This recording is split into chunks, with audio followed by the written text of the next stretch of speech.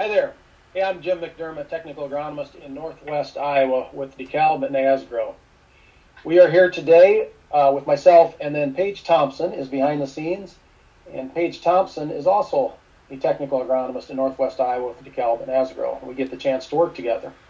Today, Paige is going to ask a few questions, and I'll do my best to see what kind of answers I can give. That sounds good, Jim. The first question that I have is, what's the biggest agronomic mistakes you see most farmers making? Yeah, great question. And usually when it comes to agronomic mistakes, it normally comes to the weather. Because a lot of times when we're doing a field operation, it all depends on what happens after that. And to me, planting is probably the main thing that comes to mind as far as agronomic mistakes. And a lot of times it's because of the weather. Either we're in a hurry because we don't know how many hours or days we're going to have to plant. And so we tend to try to take advantage of the little limited amount of time that we have. And so really it comes down to maybe putting that seed into a tough environment, be it too wet where we can have sidewall compaction. If I was to narrow it down, even from the planting, though, I would probably say the biggest mistake would be planting corn too shallow. Many times, Paige, we're dealing with situations where we've got fluffy soil, and it's a little hard to determine the exact planting depth. But more often than not, I see farmers end up planting that seed too shallow, and it leads to issues during the season as far as poor nodal root development. So if I was to narrow it down, I would say that's probably the number one agronomic mistake I see made, Paige. That's a good one. That's good.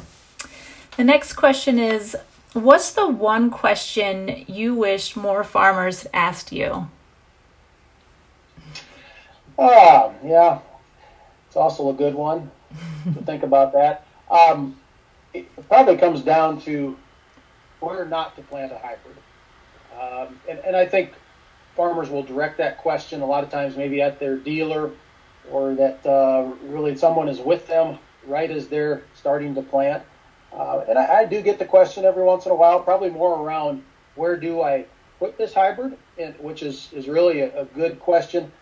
But there's certain hybrids that we definitely don't want on a certain soil type or in a certain rotation. And I guess that's probably the thing that comes to mind is how can we avoid some of those issues? And that's the question I would hope a farmer would ask, especially right as they're heading to the field, is maybe where does this hybrid not go? Yep, I like that. And the last question is, which is a unique one, what's the craziest, strangest thing a farmer has ever asked you? Boy, yeah, that is out there, and probably some of them are maybe not something I should repeat on camera.